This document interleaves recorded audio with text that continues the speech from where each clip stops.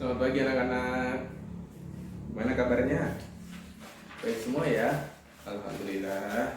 Sebelum kita mengikuti pembelajaran pada hari ini, kita berdoa menurut agama dan kepercayaan masing-masing. Coba ketua kelas disiapkan teman-temannya ya. Berdoa mulai. Berdoa selesai. Beri salam. Baik, terima kasih anak-anak. Sebelum kita belajar pada hari ini, Bapak seperti biasa akan mengabsen siapa saja yang hadir.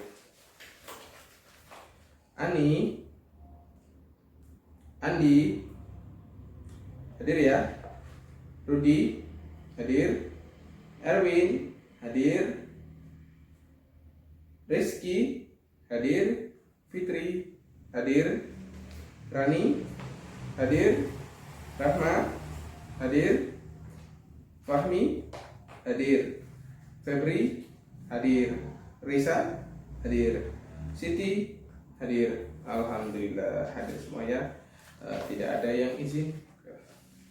Tidak seperti kemarin ada salah satu siswa yang nggak hadir. Nah, coba kalian buka buku pada halaman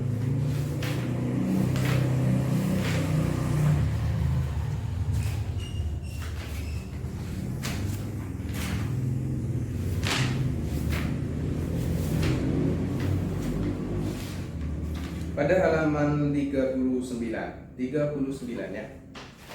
Nah, di situ ada sebuah permainan namanya oper kantongnya. Jadi kita akan melakukan sebenarnya tugas praktek di luar. Namun karena terbatasnya waktu dan tempat, Bapak cuma akan menjelaskan saja cara permainan ini. Nah, cara permainannya adalah bagilah kelas menjadi beberapa kelompok. Setiap kelompok terdiri dari 6 orang. Nah, jadi kita tadi ada 12 siswa ya. Jadi dibagi 2 kelompok saja.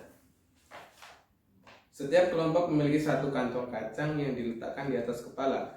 Nah, jadi 2 kelompok tadi harus memiliki masing-masing satu kacang yang berisi satu kantong yang berisi kacang, lalu ditaruh di atas kepala untuk permainan oper kantongnya. Setiap kelompok dibagi menjadi 2 kelompok kecil dan berdiri saling berhadapan dengan jarak sekitar 15 sampai 20 meter sesuai dengan kebutuhan.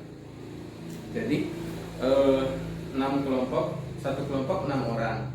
Jadi 3 orang di sisi belakang, lalu 3 orang di sisi depan. Setiap permainan di sebelah kiri depan memulai permainan setelah mendengar peluit.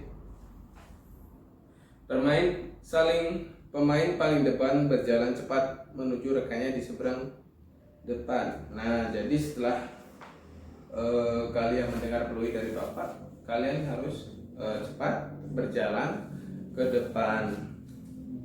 Saat memasuki batas lapangan, pemain harus memberikan kantong kacang kepada temannya dan diletakkan di atas kepala. Pemain pertama cepat berjalan menuju barisan belakang. Jadi setelah mencapai baris depan, lalu permainan itu kantong kacang itu taruh di atas kepala, kemudian diberikan kepada temannya. Lalu temannya kan berjalan ke arah yang berlawanan atau yang di depannya. Teman yang memiliki kantong kacang berjalan cepat ke arah tim di seberang depan dan memberikan kantong kacang kepada teman yang berdiri di barisan paling depan. Kemudian dengan cepat ia berjalan menuju ke belakang barisan. Pemain berikutnya berjalan cepat menuju barisan di seberangnya dan melakukan hal yang sama, begitu seterusnya sampai semua anggota kelompok selesai menempati rumah di seberang.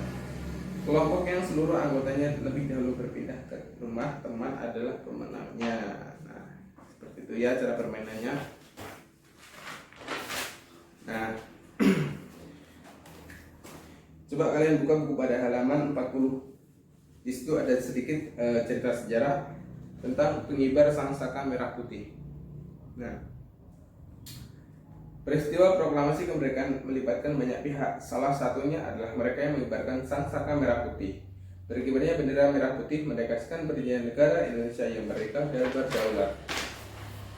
Abdul Latif Hendra Ningrat adalah salah satu pengibar bendera pada 17 Agustus 1945 di Pegangsaan Timur, Jakarta. Ia adalah lulusan sekolah tinggi hukum. Saat menjadi mahasiswa, ia mengajar bahasa Inggris di beberapa sekolah menengah swasta seperti yang dikelola oleh Muhammadiyah dan Perguruan Rakyat. Ia juga ditugaskan ke New York untuk memimpin rombongan tari. Abdul Latif Hendra Ningrat telah menjadi pasukan pembela tanah air atau PETA dan ikut dalam berbagai pertempuran.